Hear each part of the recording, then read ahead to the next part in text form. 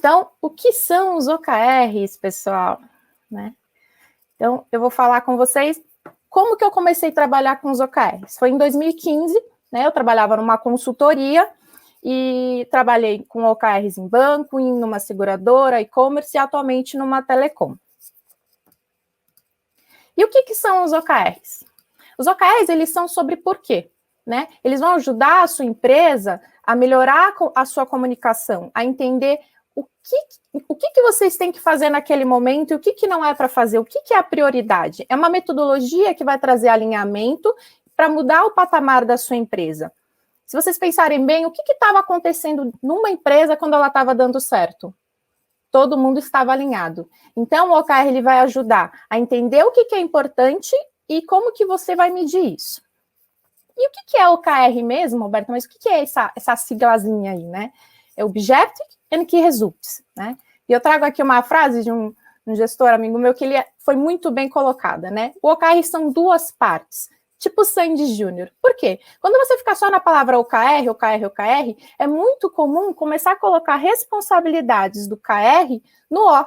E isso é uma das grandes funções, né? Quando a gente está trabalhando com um grande objetivo, a gente quer que ele seja o quê? Ambicioso, né? Eu não estou colocando nele só um número que a gente vai medir ele. Então, os OKRs, eles são o que a gente quer alcançar naquele período, naquele quarter. E os key results é como que eu vou medir. Ou seja, eu tenho um grande objetivo e eu sei que eu estou indo naquela direção, como? Através dos meus key results. Um grande exemplo e comum no mercado é o da Booking.com. Vocês já devem ter ouvido. Então, o que ela fala? Quando você está numa estrada indo para a praia, por exemplo, você tem o seu GPS. Naquele momento, o seu GPS, ele vai mostrar o quê? A direção que você tem que ir. Só que o seu KR, ele vai estar ali mostrando o quanto você está progredindo naquela direção, e isso não quer dizer que você vai deixar de olhar os KPIs da sua empresa. Por exemplo, o seu KPI de como está a gasolina do carro. Ou seja, eu tenho uma direção para ir de vender muito. Eu estou conseguindo vender bastante. Isso não quer dizer que eu vou deixar de olhar a margem do meu produto. Então, o que a gente quer com os objetivos, né? Que ele seja uma coisa motivadora, ou seja, a maior empresa de vendas. Não só a empresa que vende 100 mil produtos por dia, né? Ele tem que ser qualitativo e ele tem que ser ambicioso, né? Uma coisa inovadora, arrojada, que traga novos obstáculos para o seu time e para toda a empresa. E o que a gente quer do lado dos key results, né? Ele tem que ser aspiracional, ou seja, todo mundo aspira estar naquele patamar, estar naquele local, né? Ele tem que ser qualitativo. Eu tenho que ter um alvo ali no final, não é só aumentar as vendas, não, eu preciso colocar um número para eu conseguir atingir e medir se eu estou conseguindo chegar naquela direção.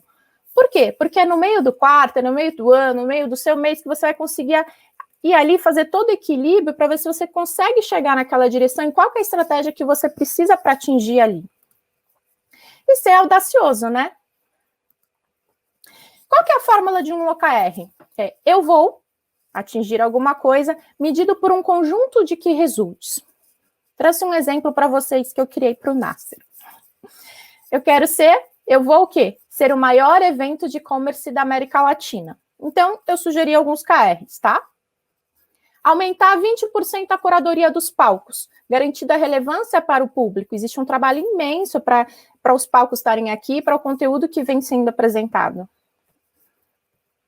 Ter 3 novos palcos com marcas de referência para o e-commerce. Repara, todos esses KRs têm o quê? Uma forma de medir, certo?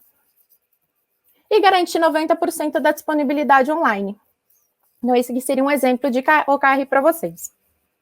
E como que eles surgiram? Eles surgiram na Intel, né? Então, a Intel, na década de 1970, ela era muito sucesso, vendia muito, primeiro lugar em tudo. Só que em 1979, mais ou menos, foi em 79 mesmo, a Motorola chegou com um chip que era muito mais rápido e muito mais fácil de programar. Só que a Motorola não é uma empresa focada em chip, ela tem lá diversos segmentos, né? Então, como é que ela conseguiu isso? E a Intel, ela dependia disso, ela tinha uma empresa gigantesca, com especialistas, com pessoas muito boas, né? E o que isso aconteceu na época? ela fez o quê? Ela deixou essa mudança no mercado, abalou os funcionários da Intel, abalou a empresa, abalou a sua segurança, abalou a sua autoestima. Então, eu trago para vocês aí um livro que eu vou comentar lá na frente, para a gente entender como que foi a estratégia do Andy Grove, que foi a pessoa que criou os OKRs, e como que ele trabalhou de forma empírica. Uma coisa que é importante vocês saberem é que quando a gente fala de OKRs, não é só uma boa prática de mercado. As boas práticas têm sido feitas e refeitas em várias empresas, e de forma empírica a gente consegue provar que realmente funciona, tá? E daí, o que eles fizeram? Bom, se eu estou com minha segurança e com meu valor abalado, a gente precisa ter o quê? Segundo o Ray Riemon no livro. A gente precisa ter um inimigo comum. A gente precisa trazer um senso de urgência para resolver uma coisa só. Então, esse é o Andy, né? E o que ele trouxe, né? Ele criou a Operação Crush. E o que era essa operação? Ele criou um objetivo que era: temos que matar a Motorola, que é um objetivo agressivo, ambicioso, desafiador, né? Então, quando a gente fala de inimigo comum, a gente pode ser tratado realmente como um OKR. E por que a Operação Crush? Porque se a gente pensar, quando a gente está tentando conquistar um crush, o que a gente precisa? De foco, alinhamento, acompanhamento e esforço. E é exatamente isso que a gente precisa para os OKRs. Foco o tempo inteiro, alinhamento, né, na empresa e acompanhamento das métricas. E isso não quer dizer que só fazer isso vai gerar o que você precisa. Você precisa ter esforço para atingir aquilo. E essa, então, é o documento lá da Operação Crush, ela é realmente o nome real, tá? E o que aconteceu nessa operação? Eles pararam para pensar, e assim, para criar um chip, pessoal, isso deve demorar muito tempo. Eles não tinham tempo para recuperar a empresa fazendo um chip novo. Então, o que eles fizeram? Pegaram todo o esforço que eles tinham e focaram em mudar o comportamento do cliente. Eles queriam persuadir os clientes deles para mostrar que o chip que eles iam escolher era uma mudança para os próximos 10 anos. Então, eles pegaram o forte deles, eles tinham uma área comercial muito boa, um atendimento muito melhor do que a Motorola e uma equipe de marketing. O que a equipe de marketing fez? Ela melhorou a comunicação, ela trocou a embalagem, o atendimento era melhor para qualquer dúvida. E qual que foi a solução, né? No que isso desencadeou? Em menos de 24 horas lá, o terceiro nível já da empresa já sabia qual que era a estratégia. Então, o Andy, ele usou o OKR para mudar todo o comportamento da empresa dele, um comportamento em direção à eficiência e eficácia. Então, vejam, você não precisa ter controle em toda a linha de produção e comunicação na empresa. Você só precisa garantir que a definição dos OKRs está indo em direção, né, ao que você realmente fez ali, aos objetivos mais estratégicos. E assim começa toda a mágica. E daí o que aconteceu? Em 86, a Intel voltou, né, a ser grande no mercado e ela já tinha 85% do share do mercado. Então, se vocês quiserem saber um pouquinho mais sobre isso, tem um livro do Andy que fala sobre alta performance e traz detalhes sobre tudo isso. E fica o convite para vocês, né? Você está pronto para ser protagonista do futuro da sua empresa, mudar o patamar da sua empresa, ajudar no foco, no alinhamento e nessa transformação digital que a gente consegue trazer com os OKRs. Então, o OKR, ele é o quê? Ele é uma metodologia, ele é um framework, sim, mas ele ajuda o quê? A trazer o quê? Alinhamento para as empresas. A primeira coisa que você consegue na implementação do OKR é um alinhamento. Você não vai conseguir ter uma evolução, você é a empresa mais inovadora em um quarter, mas você vai trazer um alinhamento, você vai trazer engajamento entre as pessoas, e assim você vai alcançar uma operação nova para sua empresa. Tá bom, então o que não são os OKRs? Eu trouxe alguns exemplos para vocês de algumas coisas que eu vivi nesses últimos anos, alguns exemplos de que não são exatamente OKRs mesmo, e algumas disfunções simples, mas que acabam atrapalhando a gestão e a operação geral de um OKR, tá? OKR não é para monitorar negócios, primeira coisa, né? Então, você não vai abrir mão do que você já tem hoje de monitoria de negócios para trabalhar. Primeira disfunção que eu fui impactada foi por uma gestão de equipe. Eu trabalhava numa consultoria, sempre estava fora, né? Que a gente está hoje no home office, mas a gente já trabalhava dessa forma, alocado em outros lugares ou mesmo à distância. Então, era comum o pessoal falar assim, vamos criar um OKR para ver se vocês estão fazendo isso ou aquilo. Então, o OKR, ele traz direção. Ele não vai medir o sucesso da empresa, da equipe, né? Então, ele não é feito para fazer gestão de equipe. Eu trouxe isso, que é bem importante, eu gosto muito de falar isso, né? Você já aprende, né? Você já sabe o que você precisa fazer para entregar rápido, né? A gente usa o ágil para isso, mas qual que é a direção que eu quero atingir, né? Às vezes a gente entrega rápido muitas coisas que não tem valor nenhum. É aquela empresa focada em features, entrega feature, mas por que eu estou fazendo isso? Que comportamento que eu quero mudar no mercado, no meu cliente, para usar o meu produto, né? Mudar de direção frequentemente. Bom, isso é um outro problema que acontece muito. Então, toda vez que você vai lá, faz o planejamento do seu OKR, e o que acontece? Na primeira vez que você apresenta, o pessoal fala assim, vamos mudar esse KR aqui? Ah, mas por que você está fazendo isso? E por que você não vai para essa direção? Você já tentou isso? E começa uma discussão que você tira o foco. Então, assim, se vocês têm a necessidade de mudar muito a operação, a estratégia, é melhor ter ciclos cada vez menores, que foi o que o Andy percebeu. Se ele fazia uma estratégia de um ano, ele não conseguia acompanhar ou mudar a estratégia da empresa dele quando realmente precisasse, como aconteceu com o Covid. Né? Então, às vezes, a gente recomenda fazer uns OKRs por quarters. Mas se você precisa mudar muito, por que não fazer por mês? Né? Porque isso gera o quê? Gera muito desconforto no time, o time fica menos engajado. Então, se você tem um OKR, mantenha a direção dele, mesmo que não seja, começa, sabe? Mesmo que não seja a coisa mais audaciosa, mas comece a fazer direitinho. OKR onde eu não tenho autonomia. Então, eu tô aqui, tem uma janela na minha frente, assim, se eu colocasse um OKR de mudar todo o jardim ali no meio da minha rua, eu teria total autonomia? Não, porque ele não é só meu, né? Então, uma das coisas que acontece, imagina que eu sou um time de publicador de sites e eu tenho que melhorar o tráfego dele. Eu não posso me comprometer com o tráfego que vem externo, né? Com o que vem do Google. Por quê? Porque isso quem faz esse investimento é o time de marketing.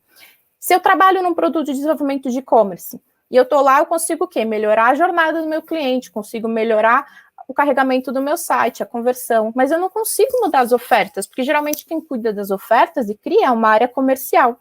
Então, essa é a mágica dos OKRs, é o que a gente mais precisa nas empresas, que é que a gente comece a trabalhar de forma compartilhada, startar os OKRs compartilhados, porque você para de ter aqueles silos. A gente vai falar de motivação 2.0, isso é bem interessante, porque você quer que as pessoas trabalhem juntos por uma coisa só. Esquecer os OKRs foi uma experiência muito interessante que acontece em várias empresas. Então, foi feito um grande evento num projeto que eu estava em Brasília, planejamos, eram milhares de tribos, só que assim, quando você está naquele corre do dia a dia, você tem um MVP para entregar, você tem muitas coisas para fazer, a empresa inteira esqueceu. Né? E por que isso acontece? Porque o OKR, ele não é só um framework, ele não é só uma metodologia, ele é cultura, ele tem que estar na sua cultura, ele tem que ser o que está todo mundo olhando para aquela direção. E tem que lembrar que eles não são atingidos sozinhos, né? Não é uma planta, você tem que ir lá ficar regando, você tem que ficar lá cuidando do seu crush, você tem que cuidar do seu OKR. Então, é bem comum no início as pessoas esquecerem. Muitos objetivos vão mostrar tudo que faz. Quando a gente começa a trabalhar com OKR, a gente quer mostrar tudo que a gente faz, ou então a gente quer atingir e resolver tudo de uma vez. Mas quando a gente falou que os objetivos têm que ser ambiciosos, audaciosos, o que acontece? Será que eu consigo, aqui, por exemplo, nesse mapa de OKRs desse time aqui, ter tantos objetivos? Olha só, ter 8 objetivos que são difíceis de atingir. Eu vou conseguir? Eu não vou. Ah, Roberta, mas o time quer muito, muito, muito. Tá.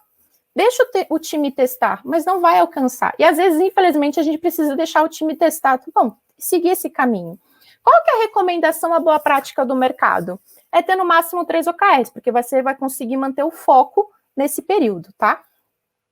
OKRs estratégicos e métricas táticas. É super comum, tá? Qual que é o problema disso? Você vai... imagina que você é dono de uma startup e você vai mostrar... qual que é o seu objetivo? Você vai ficar falando o que um time fez, o que outro canal fez, o que tanto vendeu? Você começa a ter no seu check-in, que é o momento que você faz a aferição dos dados, o empurra. Ah, esse dado é de fulano, esse dado é de tal área, e você não consegue conectar todo mundo em uma estratégia. É bem difícil, realmente, ter os OKRs estratégicos. A gente tem muita empatia pelos líderes, mas é muito importante que a gente foque na estratégia, que a gente foque e tenha os OKRs táticos também, porque é comum não ter a ausência deles. O que acontece? Ah, vamos ter que fazer OKRs? Vamos. Então, esse aqui é o nosso OKR objetivo, os meus OKRs são táticos e desce direto para as squads, quando você tem uma estrutura, né, de produto, tribos, squads, desdobrando para elas, e o que acontece? A gente não muda a empresa. As métricas não vão evoluir. Assim, mas eu estou batendo. Daí o que você começa a ver é que de quarter em quarter você vai lá, você está indo bem nos seus OKRs, mas não muda nada dentro da empresa, não muda nada no comportamento do cliente, não muda. E daí fica meio frustrante, né? Poxa, mas eu não estou fazendo tudo certo, porque a gente acaba olhando muito para o operacional, muito para o dia a dia, muito para as features, né, que os produtos digitais ficam criando. OKRs como metas, eu já trouxe ele bem vermelhinho, porque é um grande problema, né? A gente não deve colocar metas de bônus para os nossos colaboradores, porque se eu estou querendo trazer uma coisa que é difícil, o que vai acontecer? O que aconteceu em uma empresa? Imagina uma empresa que ela foi lá há anos e trabalhou OKRs que estava atrelado ao bônus dela, e depois ela mudou de cultura e foi para uma empresa onde ele não era atrelado ao bônus, que é o correto. Ela não faz mais um OKR audacioso, ambicioso. Ela pega e faz o quê? Ela vai lá, faz o forecast da venda dela e corre atrás com o alvo, e não muda a empresa. Então, não façam isso. Muitos ou poucos KRs, né? Então, fomos lá, definimos 2 objetivos, 3 objetivos, e daí eu falo assim, eu vou medir como eu vou aumentar as minhas vendas. Vocês não precisam trazer todos os KPIs que vocês vão perseguir atrás de um objetivo. O que a gente quer saber é o que vai mudar aquele objetivo na empresa, né? Então, é muito difícil. Se você colocar todos os seus KRs de forma ambiciosa, você também não vai atingir. Exemplo, a gente deixa fazer isso? Deixa. Vai funcionar? Não vai. Então, é importante vocês focarem em ter menos KRs, tá? E se eu tiver um KR só, ele vai ajudar? Também não. Porque é muito difícil definir um KR. Porque o KR é a bússola que vai dizer se você realmente está atingindo aquele objetivo. E às vezes no começo do quarter você não tem essa boa a bússola. Eu posso desistir de um KR no meio do quarter? Posso e devo. Não posso ficar insistindo no meio de um Covid em abrir um restaurante, por exemplo. Mas a gente precisa o quê? Saber se eu estou indo na direção certa. Então, a recomendação é ter de 2 a 5 KRs para cada objetivo. Metade dos times tem OKR e outras não. O que acontece, né? Acaba virando um Frankenstein, né? Então, imagina, por que a sua startup existe?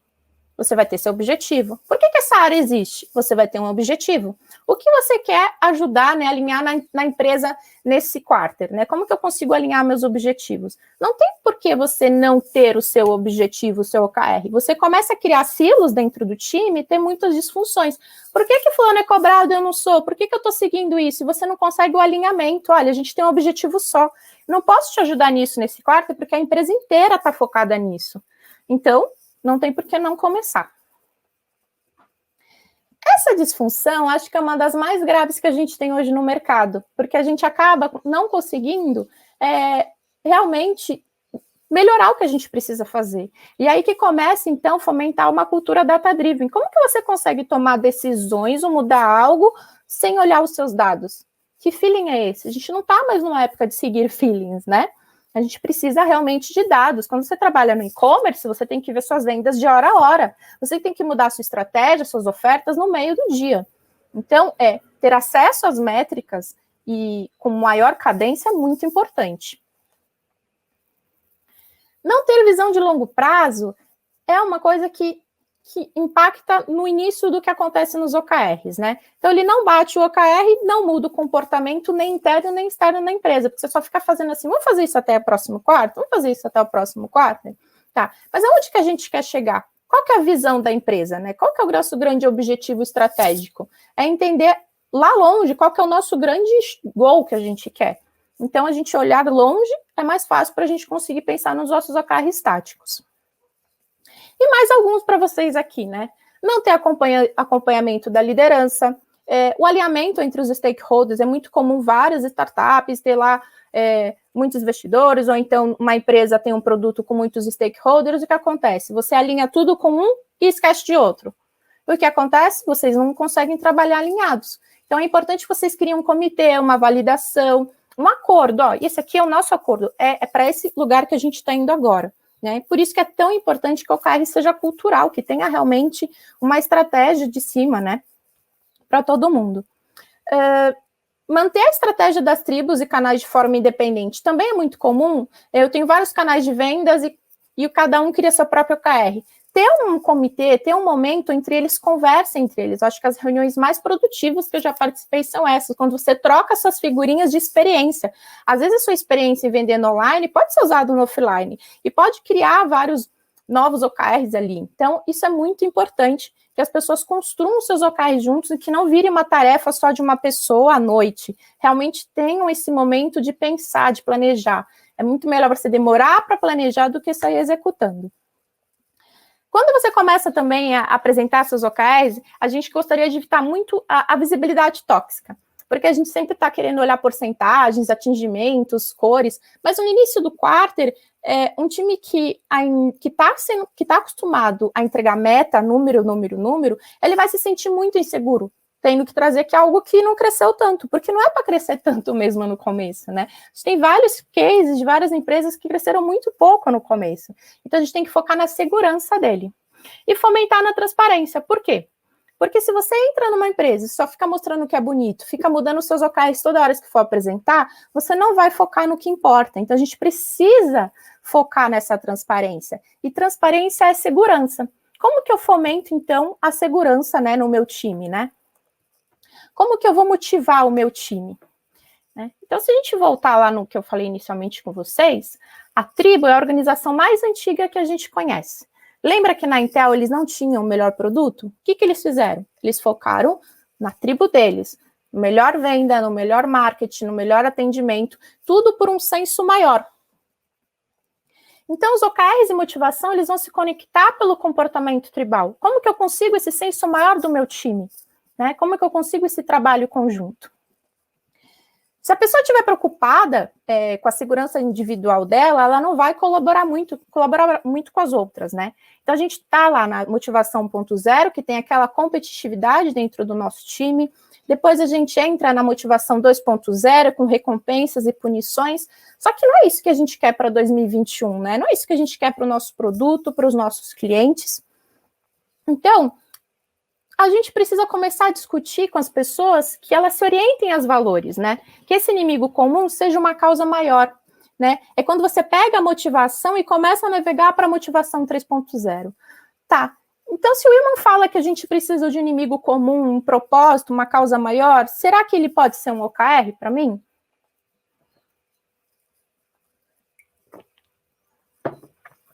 Então, o que ele traz, né? Que é possível prever como as pessoas na sua empresa se comportam. E por que isso é importante? Porque às vezes você está tentando chegar em algum lugar e você não consegue, por quê? Você não está olhando para o seu time, você não está olhando que você está gerando disfunções para a sua equipe. Você está gerando uma competitividade em vez de trabalhar num time que trabalha de uma forma colaborativa. Como que é a avaliação lá do Willman? O que aconteceu no começo do ano? A gente tinha lá um OKR comum, né, que era um inimigo comum, o Covid. O que o Covid fez? Ele fez esse senso maior entre as pessoas de trabalhar para mudar as empresas delas, o comportamento, se adaptar a uma tragédia que está acontecendo, né? E isso focou o quê? Aconteceu o quê? Mudou, fez uma grande transformação digital nas empresas. Vocês percebem o quanto que gerou uma colaboração? Ou seja, ninguém nunca tinha sido tão motivado por um senso comum naquele momento, né? Então, como que a liderança ela vai conseguir tirar proveito desse comportamento tribal? Né? O Willman ele fala que as tribos têm 23 atributos, então é super legal vocês entenderem um pouquinho sobre comportamento tribal para entender como a gente pode aplicar os OKRs. Aqui a gente tem uma avaliação dele, ele fala sobre valor da tribo e segurança da tribo, segurança do indivíduo e valor do indivíduo. Quando você está aqui no topo, você tem o quê? A manutenção do status quo. Né? Isso é ótimo, porque o time está ali no ápice, indo super bem. Só que o que acontece no momento? Vocês têm uma manutenção. E o que a gente quer na empresa? Uma inovação. Então, é aí que a gente fala em diminuir um pouco o valor da tribo e colocar um novo propósito, um novo objetivo. É aí que começa a inovação da empresa. Só que se ele tiver aqui, ó, ele tem o valor da tribo abalado,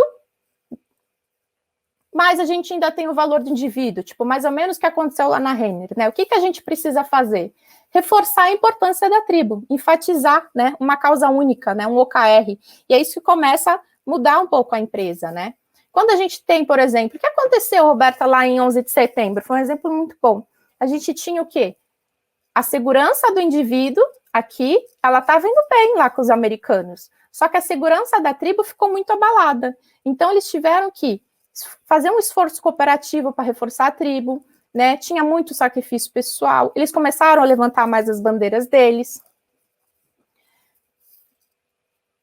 E daí, para cada momento desse aqui, vocês conseguem o quê? Entender aonde que está a sua empresa, né? Reforçando as skills, encontrando um OKR comum, e esse OKR não necessariamente vai ser só um OKR estratégico, vocês têm os OKRs táticos e operacionais para mudar na sua empresa, e assim realmente fazer uma grande mudança. Bom, era isso, né, que eu queria falar para vocês, falar um pouquinho sobre as disfunções, sobre as dificuldades de trabalhar com os OKRs, tem muita literatura, tem muitos cases por aí, eu espero que vocês tenham gostado, e aguardo suas dúvidas.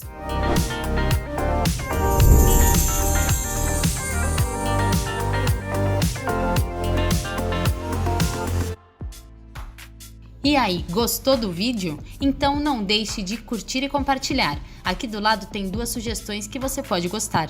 Até a próxima!